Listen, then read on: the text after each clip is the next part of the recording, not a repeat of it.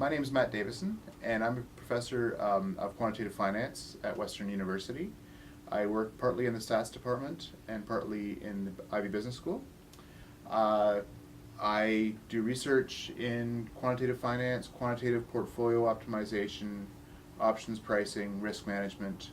I also train doctoral and master's students in those areas, as well as teaching plenty of courses both at the MBA, the master's, and the undergraduate level. Before becoming an academic, I worked at Deutsche Bank, where I was a front office quant in a large equity arbitrage fund. And I also continue to consult in the financial industry. Quantitative finance is using mathematical and statistical techniques to improve financial decisions. Now that can take many forms. One form of quantitative finance is building portfolios using quantitative methods, using the relationship between the performance of different stocks or assets to make a sum that has less risk than the individual pieces.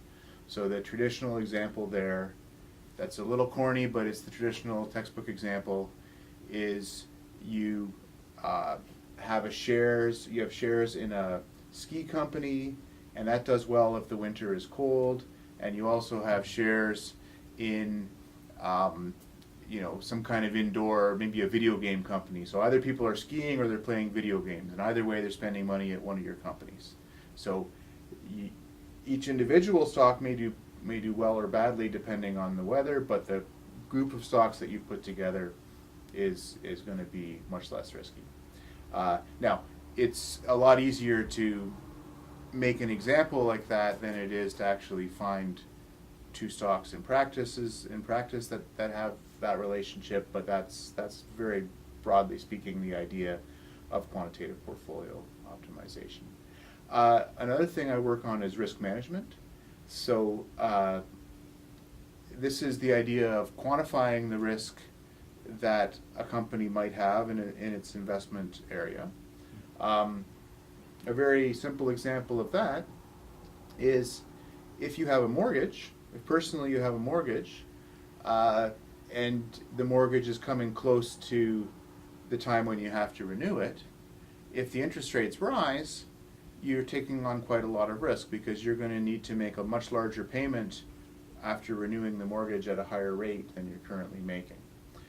Companies face this kind of risk all the time, and they often do something called hedging the risk with other financial products that are called options or derivatives, where they either lock in interest rates or the price of various commodities like crude oil in advance, or they buy contracts that pay them some money if certain things happen. So you might have a contract that paid you some money if interest rates rose, and then that would sort of ease the pain a little of having to make that larger mortgage payment.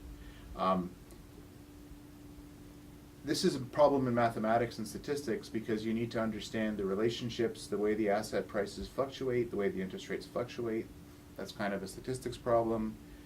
And there's a lot of calculations that go on in deciding what some of these securities are worth, and that's a math problem. And that's why someone like me, who's if you like a math professor or a stats professor, works in an area like this.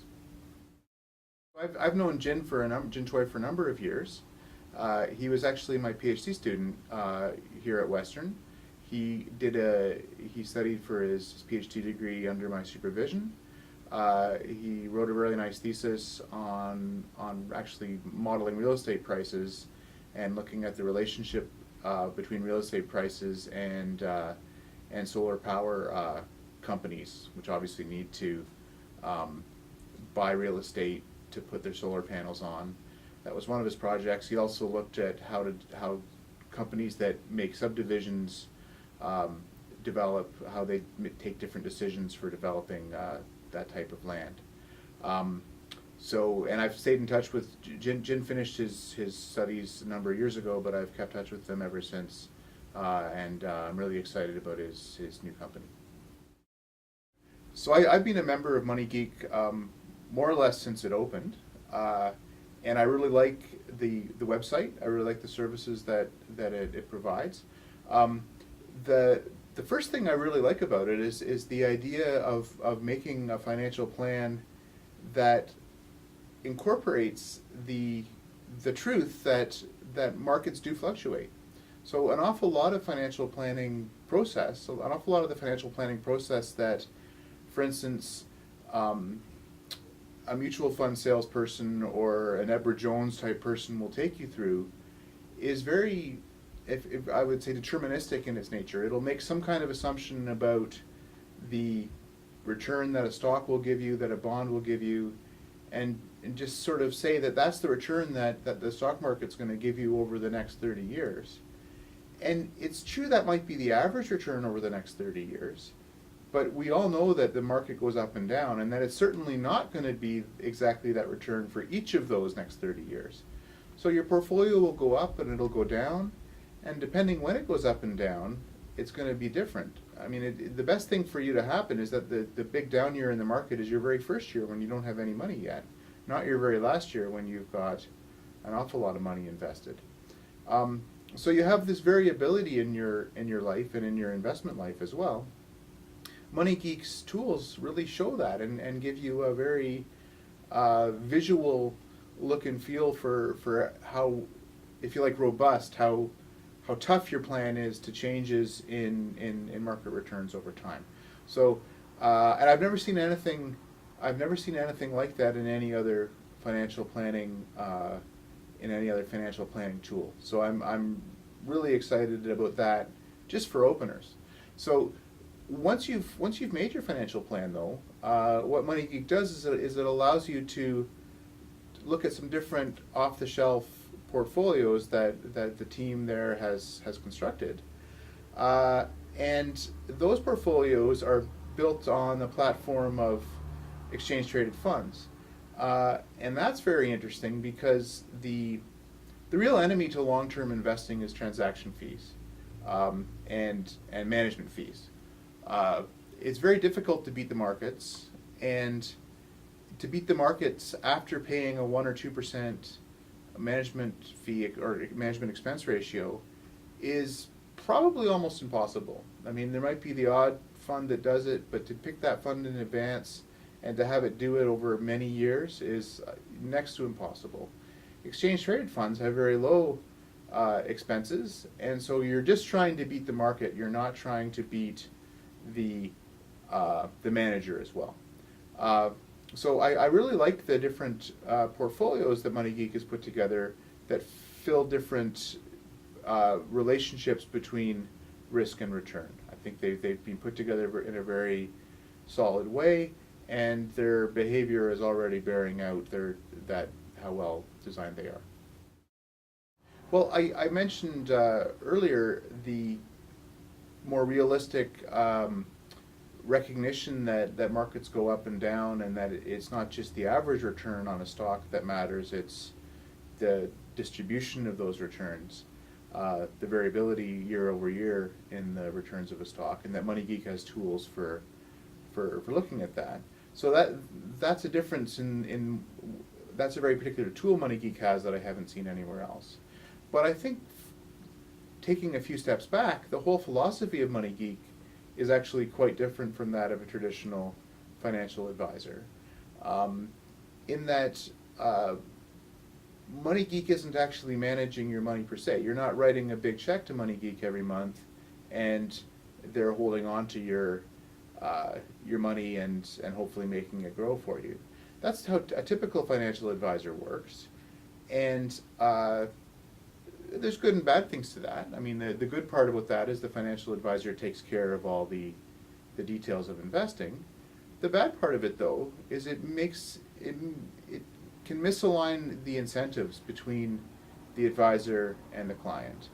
The advisor might be compensated for putting you into different products from time to time, And that it might not be in your best interests, but it's in the advisor's best interest.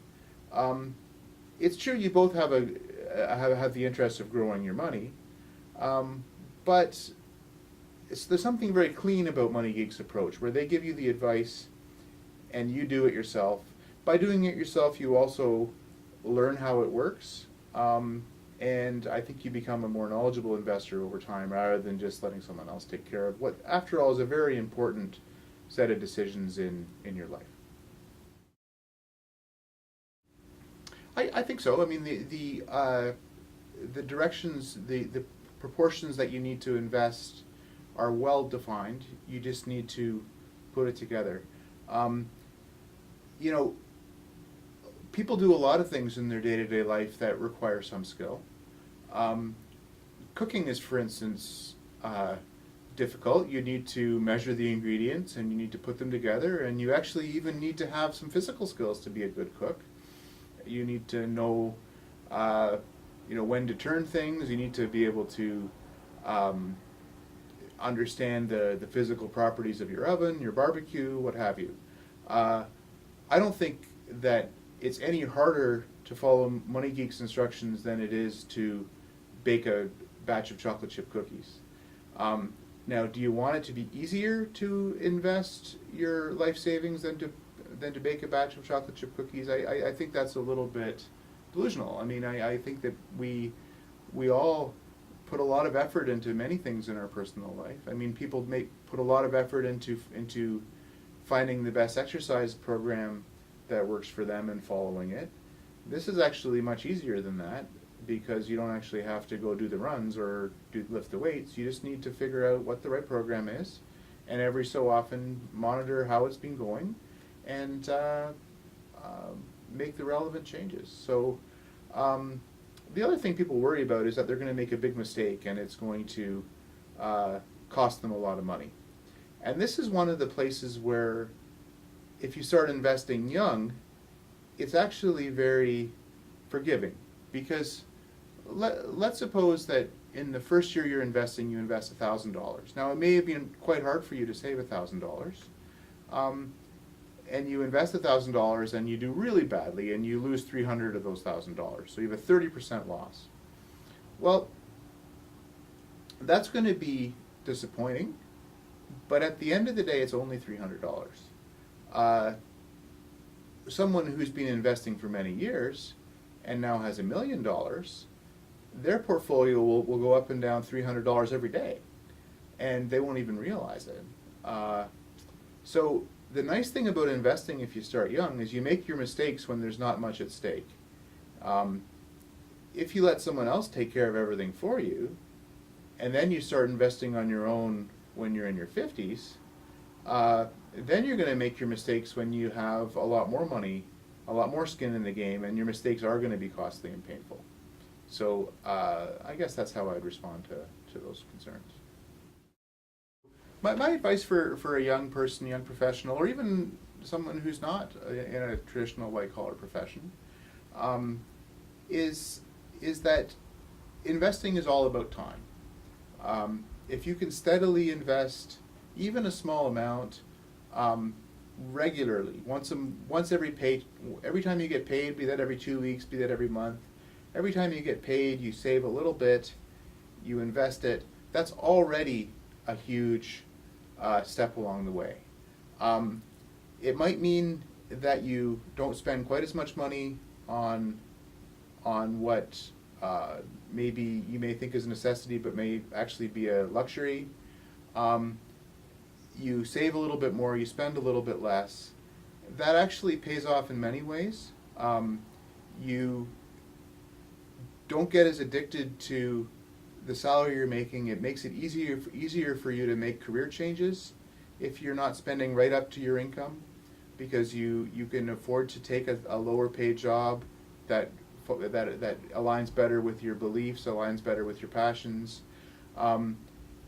It also means that you're putting a little bit of money away every month, and the markets go up, the markets go down, but every month you're putting something away, and so you're buying when the market is low, you're buying when the market is high. On average, these things don't matter to you. Also, to spend a lot of time educating yourself, even if you don't have much money.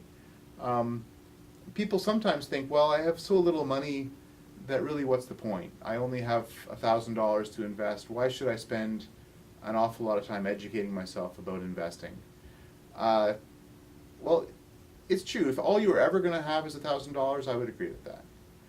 But the fact is that over time, you'll have $1,000 in the first year, $1,000 in the second year. Maybe you'll get a raise, and then you'll be able to save $2,000. And eventually, it will be a lot of money in it. And all that work you did educating yourself through a variety of tools, including the great tools that the folks at MoneyGeek have put together, all those things will really pay off in the long run. Well, first of all, I think we have to realize how difficult those situations are for people. It's easy enough to answer that question now that the markets have more or less have more than recovered to their all-time highs, and to say, of course, you should have just stocks are for the long run. You should have stayed in the market. You shouldn't have left, and that would have been good advice had you had it in 2008. But it's advice that's very difficult to follow. So people tend to have a pain threshold that when they lose more than a certain amount, they can get extremely agitated, and they just can't handle it anymore, and they have to sell. And so we have to realize that everybody feels that way, and some people can manage it and some people can't. How I personally approach this is two ways. One is that I have a very hands-off investment style. I have my investments, I have my savings, but I don't look at them every day. I don't obsess about it. I don't every day go and see how much money I have. Because I kind of don't think of that as being my money at the moment. I think of it as being the money for me 30 years from now. And that markets are going to go up and they're going to go down, and it doesn't really matter how much it says on the screen today. And I think that's an important discipline, and I think this is where people who don't care about finance actually can have an advantage over people who are extremely interested. Because people who are extremely interested in financial markets are often living and breathing financial news and are always thinking about how their own portfolio is doing. So try not to do that. The second piece of advice is that I use on myself is that equities tend to do the best over the long range. That's been the history. That doesn't mean obviously they're going to do the best over every time period, as we know. Some time periods they do terribly. But if you're going to sell your stocks and go into cash or go into something really safe, you actually have two decisions that you need to make, and you need to make correctly. The first decision is when to sell, but the second decision is when are you going to actually take that cash and put it back into the market. And you have to make both those decisions correctly. So even if you make the decision about selling your stocks at a reasonably good time, if then you end up getting paralyzed and sitting on cash for years and years, you might miss the crash, but you might also miss the market rally that follows the crash. And in the end, you're no better off or worse off maybe, than the person who just stuck it out. Having said that, we have to recognize that these are difficult decisions, and it makes a lot of sense to think in advance about what you're going to do, like any other difficult decision. What am I going to do if this happens? Have a plan in advance. If you're married or have a significant other, make sure that you both agree on that plan, and that way you can both reinforce each other on a good decision rather than one of you panicking and the other not, and that causing, relationship stress as well as financial stress. I have a plan. Realize that stocks that your investments are for a long period of time, and realize that getting out of a risky stock means you have to figure out when to get back in. Those are my three pieces of advice.